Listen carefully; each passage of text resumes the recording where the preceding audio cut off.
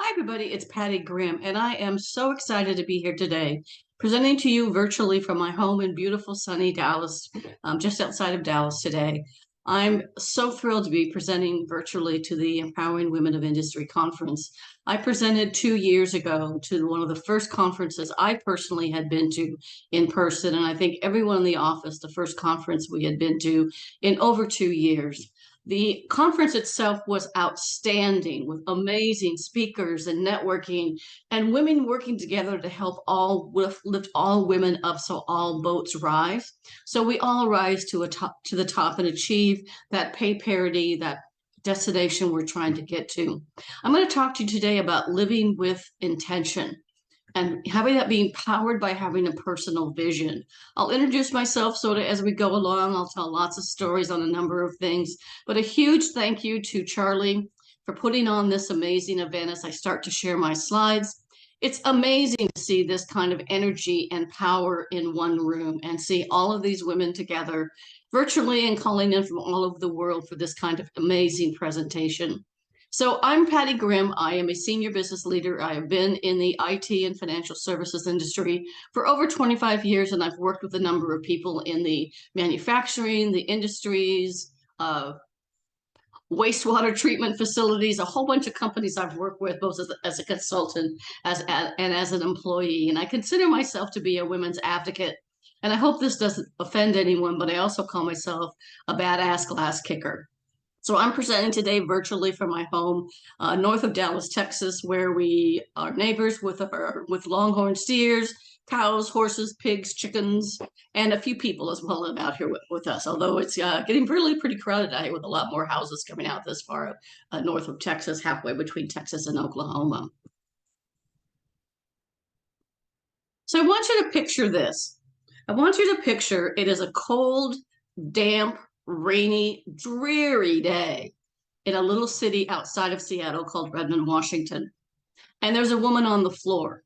Her computer's sitting there, her phone's sitting by her, and this woman is on the floor, laying in a combination of tears and sweat, trying to get up the energy to go to the job that she loves. She has worked herself to the bone. She's working 70, 80 hours a week. She works every night and every weekend. She's given up on almost all of her social activities. And most importantly, she's giving up on her. She's giving up on the woman that she was, the strong, confident, empowered woman she was. And she'd gone from being a rock star on the executive potential program for one of the biggest IT companies in the world to all of a sudden being at rock bottom, laying on that bathroom floor. She was diagnosed with depression, anxiety, anal gland failure, Hashimoto's. She gained 35 pounds. Her hair was falling out. And she was so confused and so frustrated and burned out. She hadn't burned the candle at both ends. There was no candle left. She was sitting in front of a doctor who started to write her a prescription for more depression and sleeping pills, depression medicine to make her happy, and sleeping pills to help her sleep. When she yelled, "No more pills," to this doctor, and the doctor says, "Pattie, I'm not prescribing more pills for you. I'm writing a medical leave of absence. And if you don't take a medical leave of absence or a sabbatical, you'll be dead in 6 months." That woman was me. Now, I got up off that bathroom floor. I took some time off. I invested in myself. I spent time getting myself better again. Several things helped me. My family, my friends, my amazing husband of over 35 years was there side by side with me when I came home in hysterical tears from this doctor's appointment and told him that I couldn't work, that I had to go out on leave, and that we weren't going to have the same money. And I was the sole income earner, or the main income earner. My husband was a high school football coach, but that was part-time and didn't pay very much money, as you can imagine.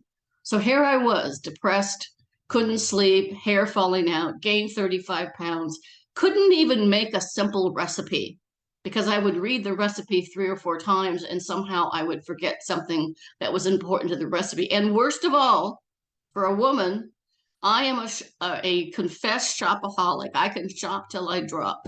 I couldn't even shop because I was so burned out.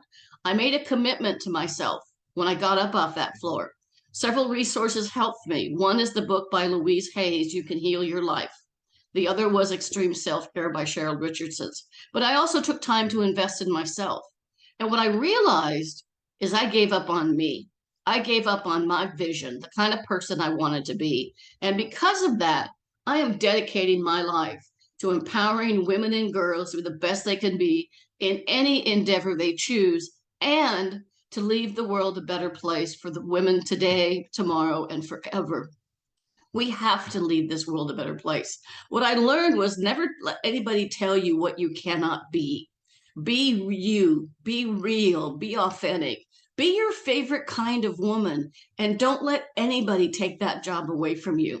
So, in today's session, I'm going to talk about my research in my book and the 5 ways to be an empowered woman leader, but we're really going to hone in on this living with intention, powered by vision.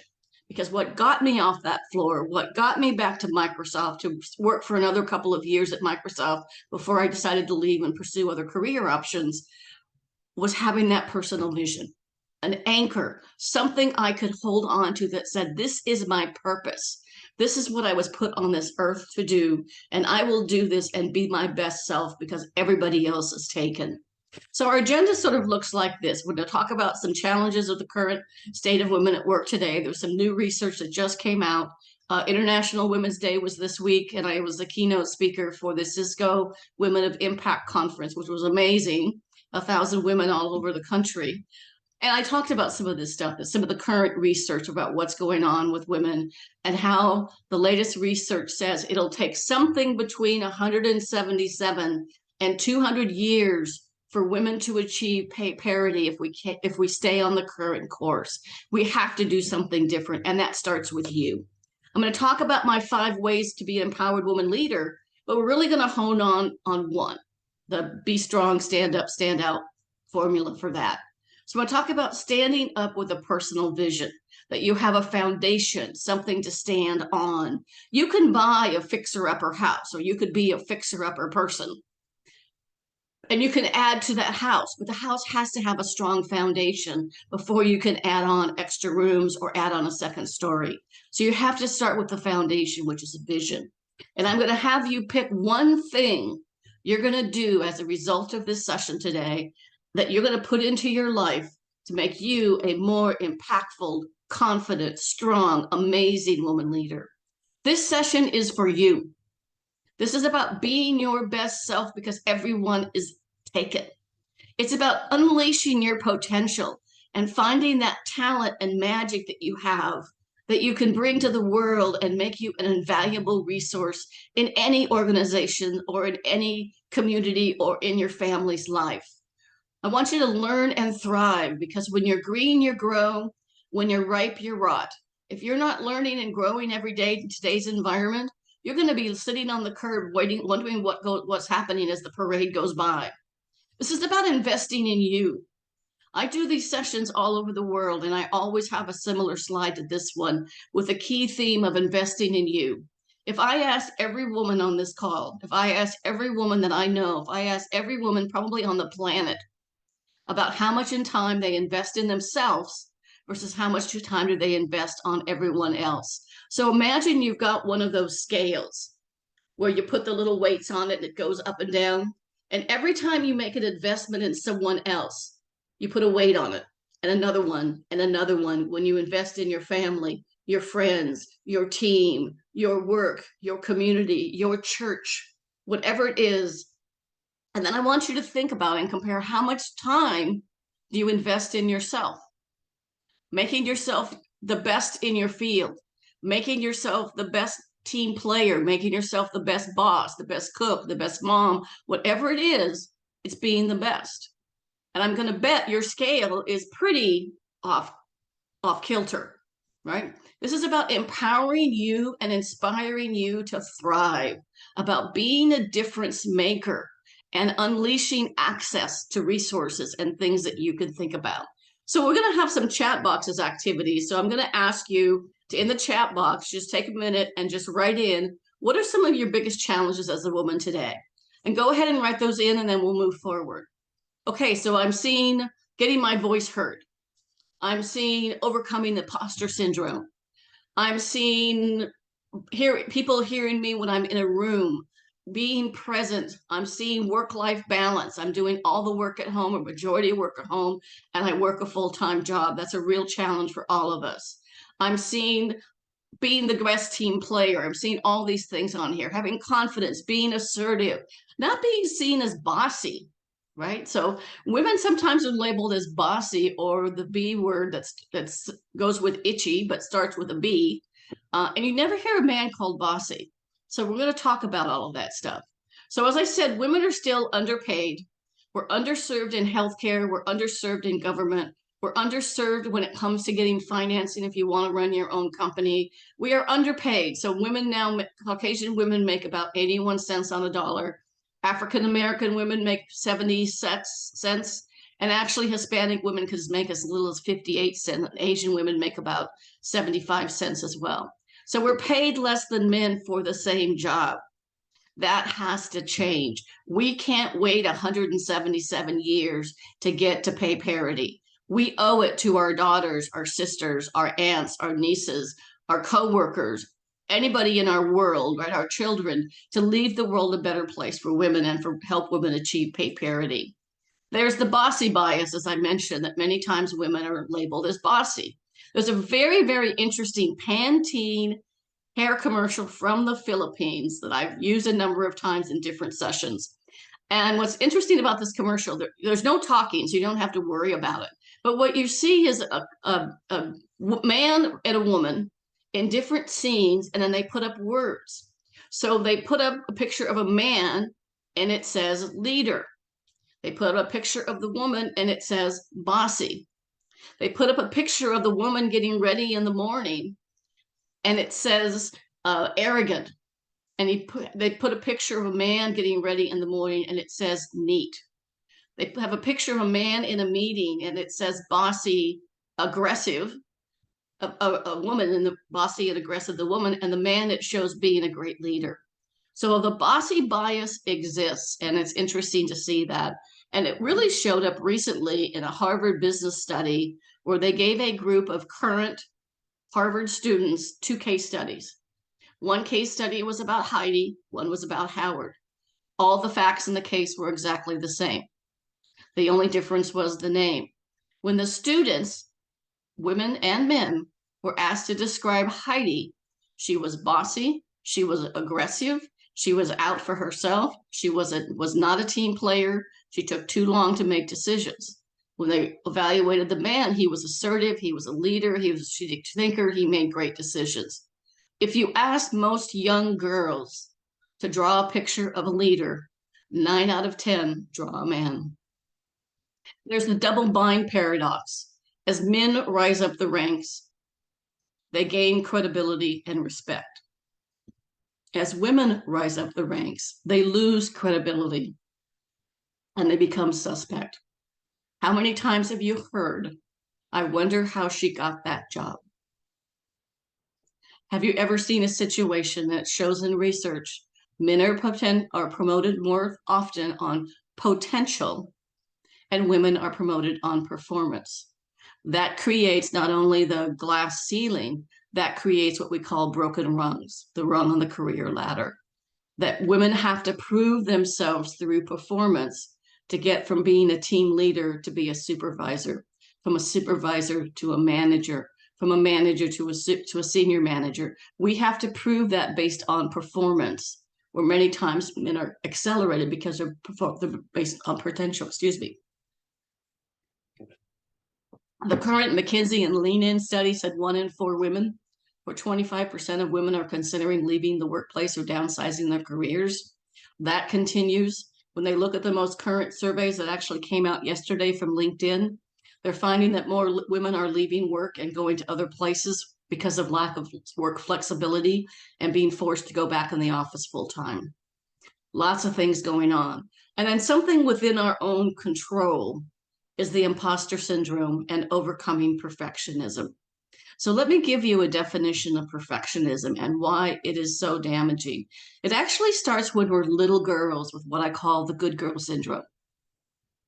Be the good girl, go to the good school, get the good grades, play nice with others. Little girls are sugar and spice and everything nice. Get a good job, find the good significant other, be a good mom, have a good family. All those little programming as we're little girls turns into imposter syndrome when we grow up. And the definition of a perfectionism that I use that's extremely powerful is perfectionism. And I ask you to think about, does this sound like you at all? And you can put a yes in the chat box.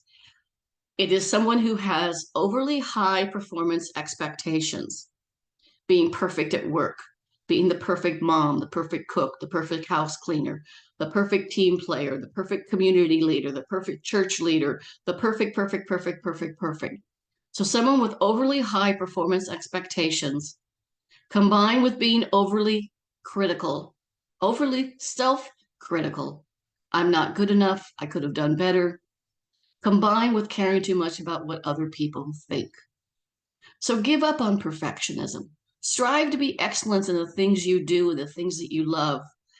But then figure out how to find someone else or delegate it or just figure it out how to do something else. I'll tell you, years ago, my husband, I love to cook, but I'm terrible at cleaning dishes and even loading the dishwasher. My husband tells me I never do it right. So I don't. I do a lot of the cooking. He cooks as well. But he does all the cleaning up of the dishes and the loading and unloading of the dishwasher. I don't do it very well, and I also choose not to get any better. So when I've had that crash and burn laying on my floor, I got myself back up.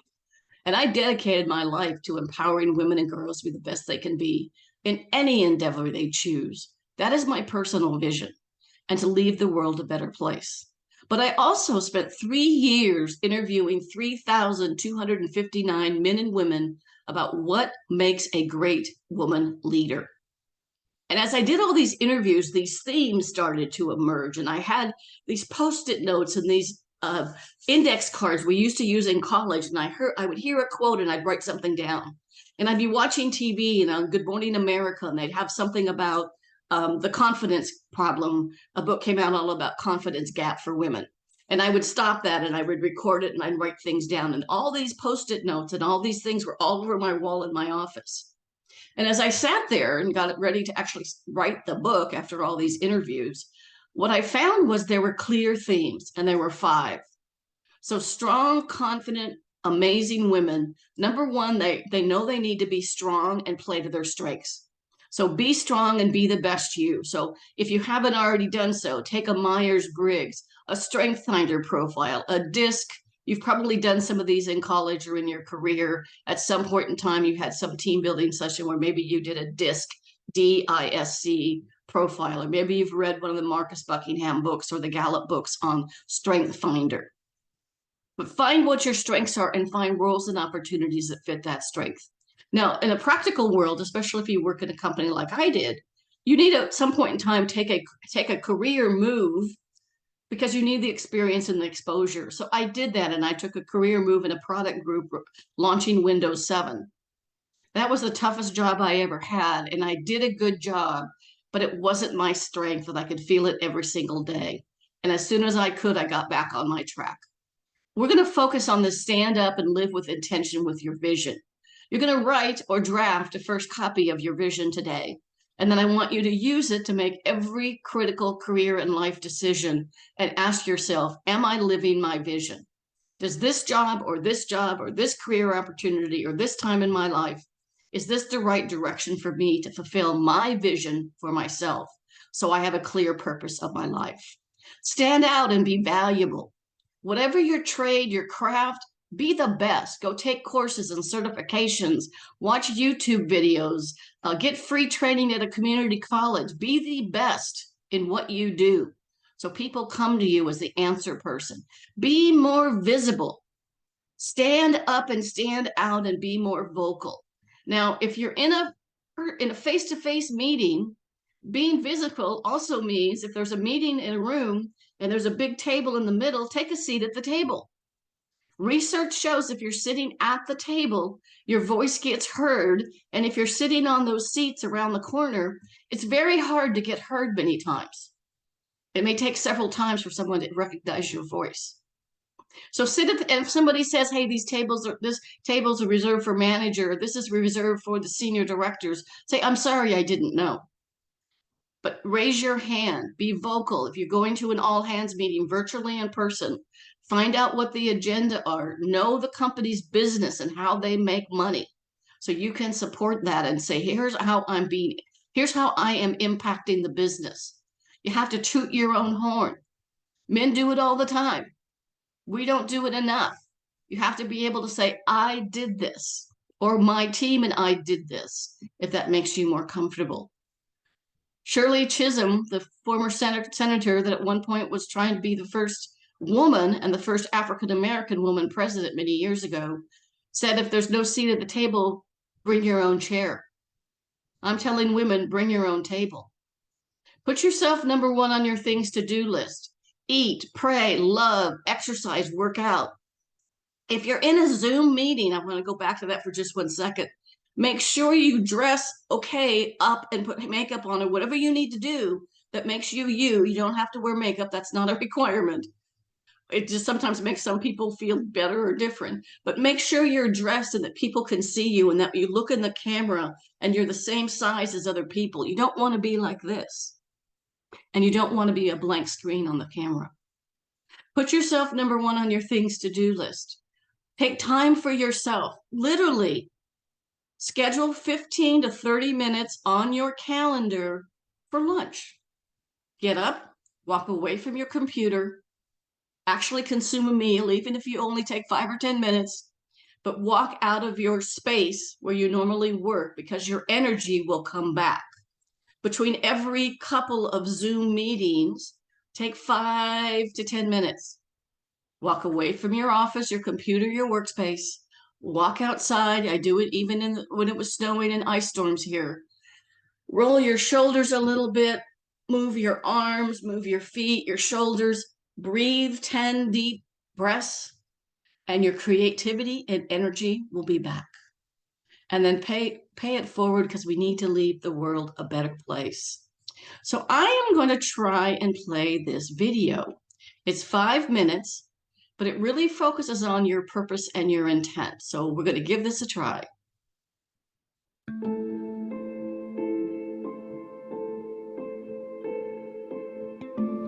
All of you leaving here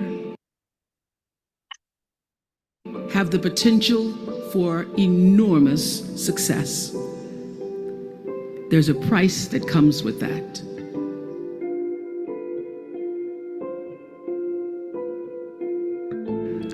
First and foremost, knowing who you are. Knowing who you are. Being able to answer this question, who am I and what do I want? I'm asking the bigger question of who am I? Who am I really? And what do I want? I don't want to just be successful in the world. I don't want to just make a mark or have a legacy.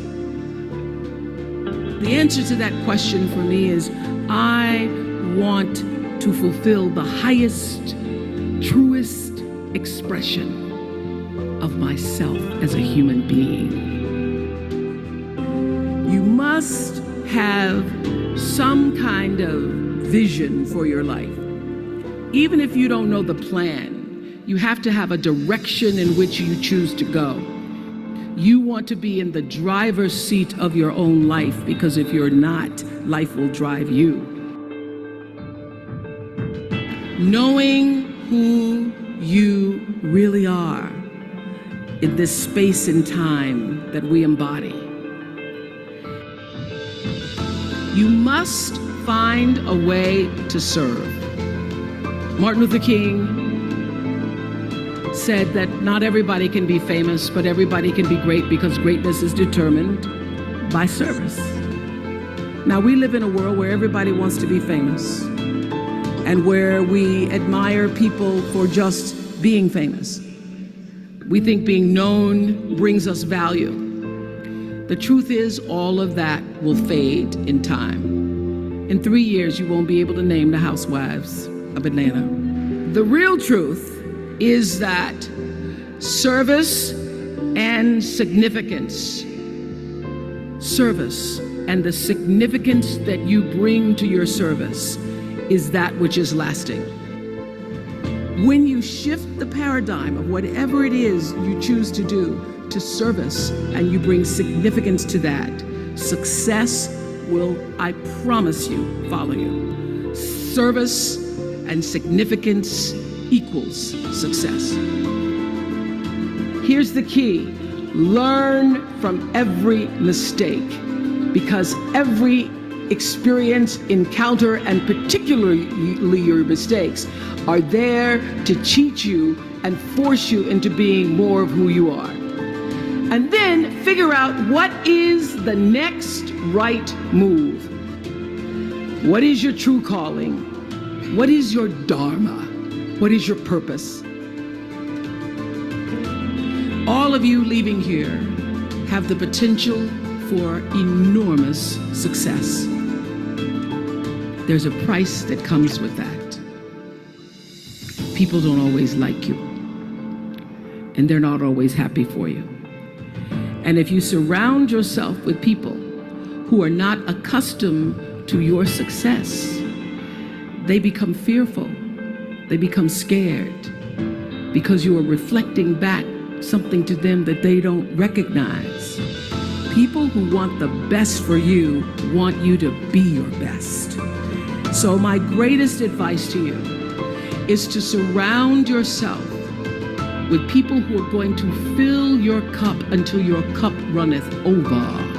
And what I know for sure is that the biggest choices begin and end with you, your internal big questions. Who do I want to be in the world? Be excellent. People notice. Let excellence be your brand. Everybody talks about building a brand. I never even knew what that was. When people say, you're a brand, I would say, no, I'm just Oprah. What I recognize now is that my choice to, in every way, in every example, in every experience, to do the right thing and the excellent thing is what has created the brand.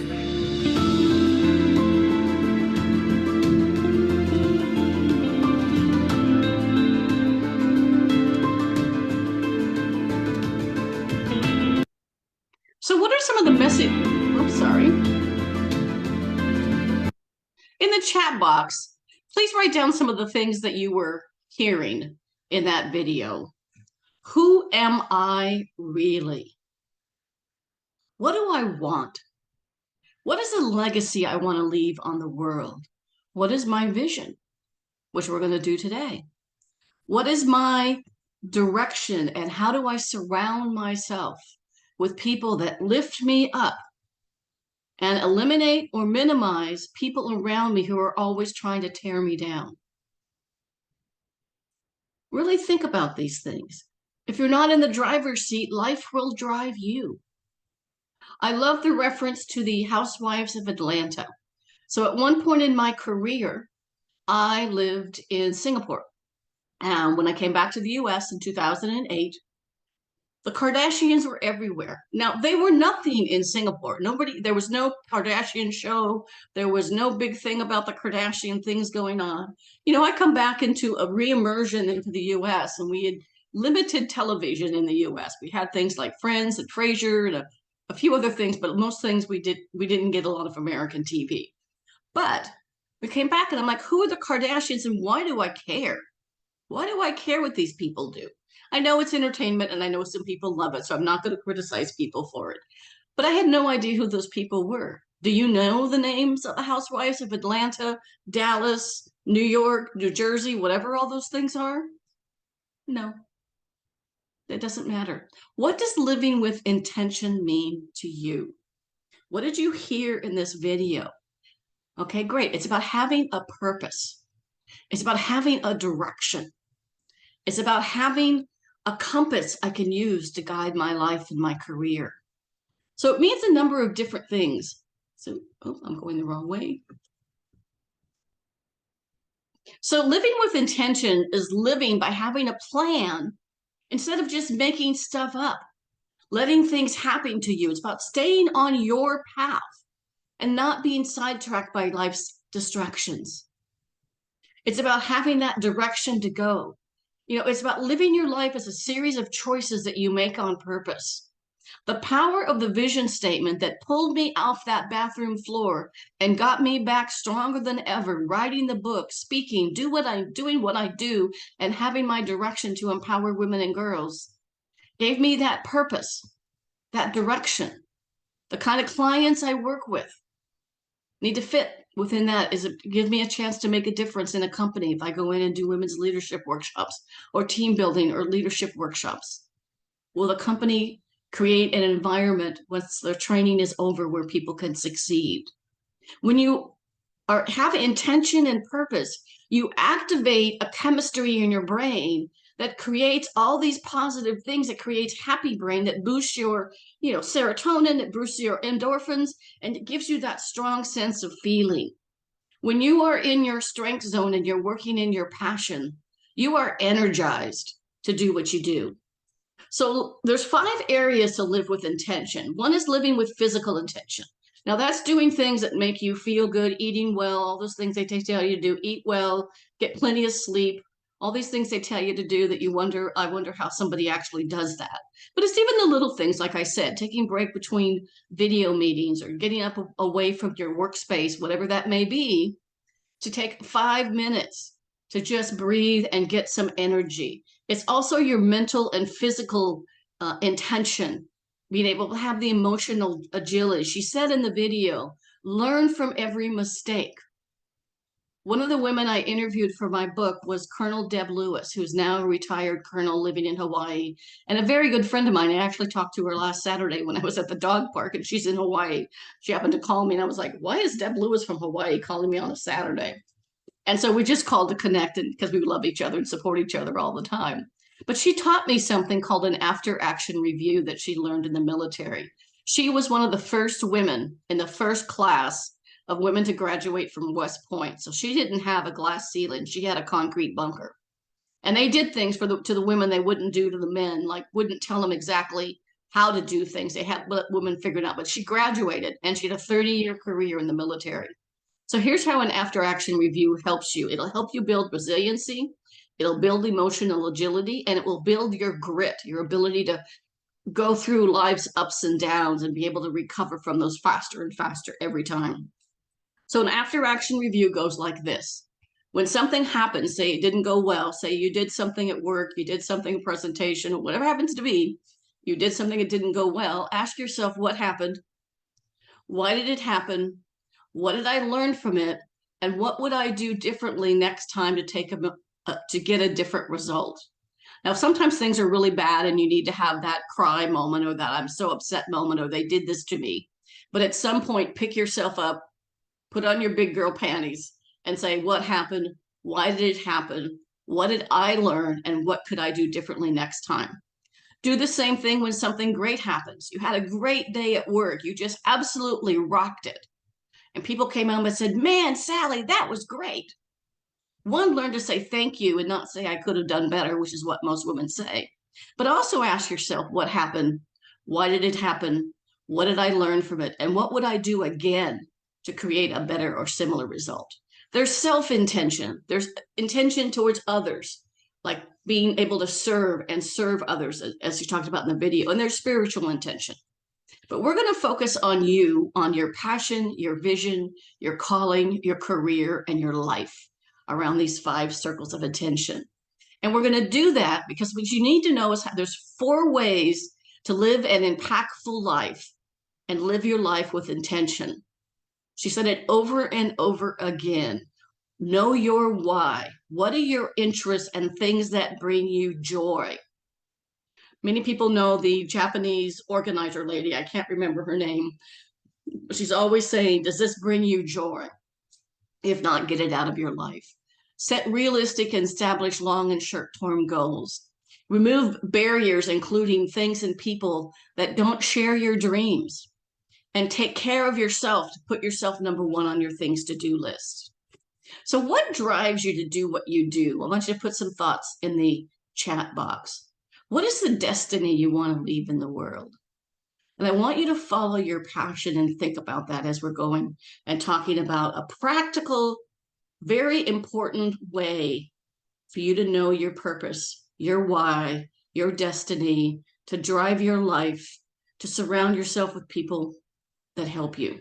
And that's create a personal vision statement. I am on a personal quest for every person I touch, every presentation I do, for people to create their own personal vision statement. She said it in the video, I didn't know I was a brand. You are a brand. So a vision statement is about who you want to be, how you want to be known when you leave the room, or you leave that group, or maybe you move to a new job, or you volunteer at a different group. It's a future state for your life. It's that destination, that roadmap that guides your why. It's a signpost to keep you on course, because we all get off course from time to time, and some of us more than others. But how do you get back on course? You get back to your personal vision.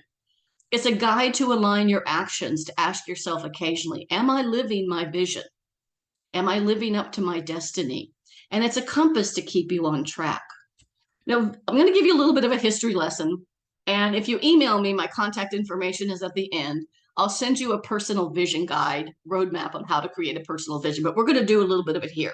So vision started hundreds and hundreds of years ago when a couple of scientists from the Nordic part of the world were really trying to find out why were some countries that came from nothing, Egypt, Rome, Greece, the UK, the United States, these small nations or countries that came from nothing and became world power. They didn't have the resources. They didn't have the manpower, person power they needed. They didn't have what other countries had, and yet they dominated the world for a period of time, sometimes 50, sometimes hundreds of years. What they had was a vision. There's a fantastic book. It may sound slightly depressing, but it's an amazing book by Dr. Viktor Frankl that many people have read called Man's Search for Meaning. He was a doctor during World War II. And because he was Jewish, he was put into a concentration camp. And his vision was to find a way of what helped people, how to educate the world and never let this happen again. That was his one goal. The second goal was figure out why some people survived the atrocities of the concentration camps to survive and live on, and many still live today. And what he found is they all had something better in their life. They had a fundamental state that was better where they were, which was horrific. And they had some sort of a vision of something they wanted to do when they got out. One gentleman he talked to said he wanted to walk his granddaughter down the aisle on her wedding. For Dr. Viktor Frankl, he wanted to be able to be standing in front. His vision was he's standing in front of thousands of people in a beautiful hall, telling people what happened to prevent this kind of atrocity from ever happening again. John Kennedy, before John Kennedy came along and said, let's put a man on the moon by the end of the decade in the 60s, NASA was the most dysfunctional organization you could possibly find. Nobody worked together. There was lots of infighting. There was politics. Nothing went well. And when he said, my vision is to put a man on the moon by the end of the decade, they all came together around a common vision. That's why your company needs a vision. And what's interesting is they actually put a man on the moon July of 1969, 6 months ahead of the end of that decade. Jean-Claude Killy made it very famous during sports. He was a French Olympic skier. And before he got ready for a race, he's sitting at the top of the mountain. He's got his eyes closed, and you could see him moving his body from side to side like he's going through the gates to get to the end. And at the end, he raised his hands as he won the gold medal. That was his vision. The only way he realized it was real when he actually won the gold medal, because he wasn't favored, was when he raised his arms at the end of the race. He heard the noise of the crowd cheering him on. There's business people like Steve Jobs changed the way the world worked. Bill Gates had his vision. And then one of my favorites is the famous Mary Kay of the pink Cadillac lady. She had two visions, basically. One was to create a way for women to have their own economic independence, to own their own business and be able to support themselves and their families. The second one was to make every woman feel beautiful. So now I'm going to turn it over to you. I'm going to ask you, we'll start today with just a few words, and then your homework assignment is to go do this, to go live this and make this work for you. So I want you to imagine you're on your favorite show, you're on your favorite podcast being interviewed. In my original days, when I recreated my vision, to get off that bathroom floor, Oprah was my model. I was on the Oprah show. It might have been Ellen, maybe it's Kelly Clarkson or Jennifer Hudson or somebody today, but you're on your favorite show or podcast. And you're surrounded by your friends and family, your bosses, your peers, your community leaders, your family, everybody that knows you. And they're going to help you write this story. So what do you want the story to say? So if you close your eyes for a minute, I want you to imagine you're in that situation. You're sitting on that couch on the Kelly, Jennifer, whoever show, and you hear these words people saying. She is strong. She is confident. She is respected. She is talented. She is compassionate. She is courageous. Every word you hear, every word and adjective, I want you to write those in the chat box, and I want them to be on a piece of paper in front of you, because we're going to put those together and make those a vision statement. I see respected, credible, talented, compassionate, passionate, developer of people, makes a difference. Now, what I want you to do is keep those words. Now, over the course of the next 30 days, visit those words maybe every couple of days or at least once a week, and add words, refine your vision statement, and come down to about 12 to 16 words. And that's going to become your vision statement. Your vision statement might look something like mine, which is Pattie is a respected, compassionate, talented woman leader who makes a difference by empowering people to be the best they can be. That is my vision statement. Whatever those words are, take a few out of the chat box that you like. Create your vision statement and then spend the next 30 days fine-tuning that. Once you do that, I want you to write it down. I want you to put it in your makeup bag. I want you to put it on your bathroom mirror. I want you to put it on your computer. I want you to put it in your purse or anything that you have around you. I want you to put it places where it's visible, because vision without action is just a dream. Action without vision just passes the time, and you wake up one day 30 years later and say, how did I get here? Vision with action can change the world, and so can you, because so am I. And then put it to action. Live your life to your fullest potentials, follow your dreams, and don't let anything stop you. Apply it to your life regularly. Ask yourself occasionally, am I living it? What's getting in my way, and what could I be doing better? Use it to make career and life decisions. Here's exactly how I used it at one point in my career at Microsoft. We sent our son off to college. He was going to be going to college. We were living in Washington at the time. He was going to be going to California to play college football. And I talked with my husband. I'd been at Microsoft maybe about 10 years. And I said, you know what? I think it's really kind of a shame to work for an international company and never live overseas. What do you think if we took an assignment in someplace in Europe or someplace in Asia? He said, sounds cool. So I went through the process. I went to my boss and said, here's what I want to do. 100% supportive. I ended up having 2 job offers, almost exactly. Actually, they were the same time. It was August of 2004. Exactly the same time. Got the job offers. Both jobs were equal pay. Both jobs were equal senior level, were the equal title level, so you had the right title.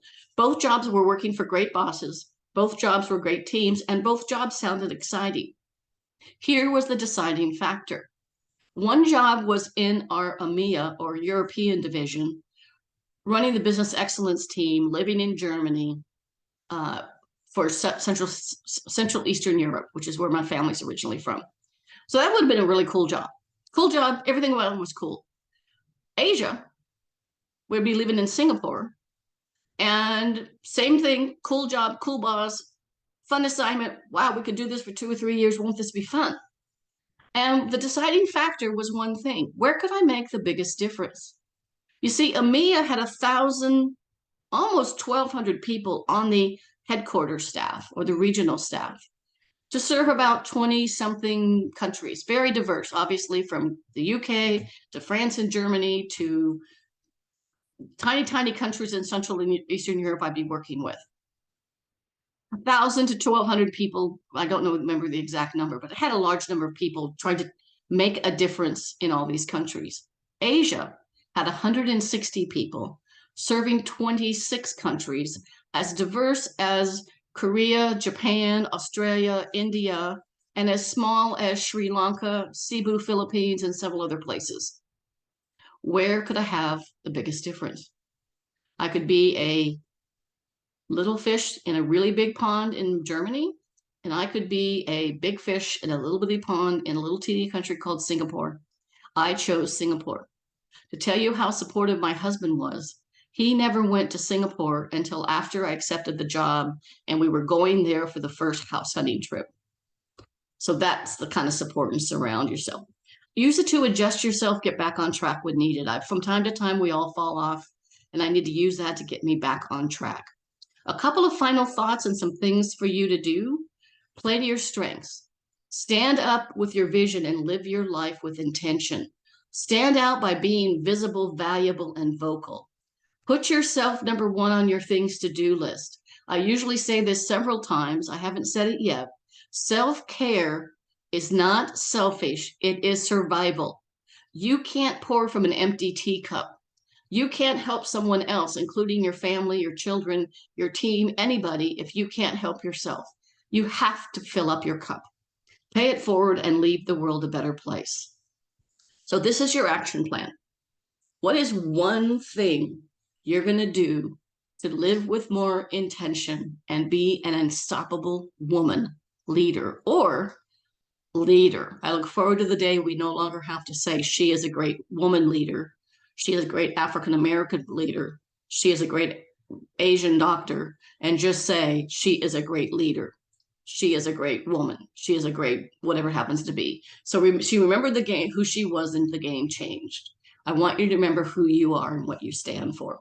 So put your one thing in the chat box and we'll keep going. And now just go do it.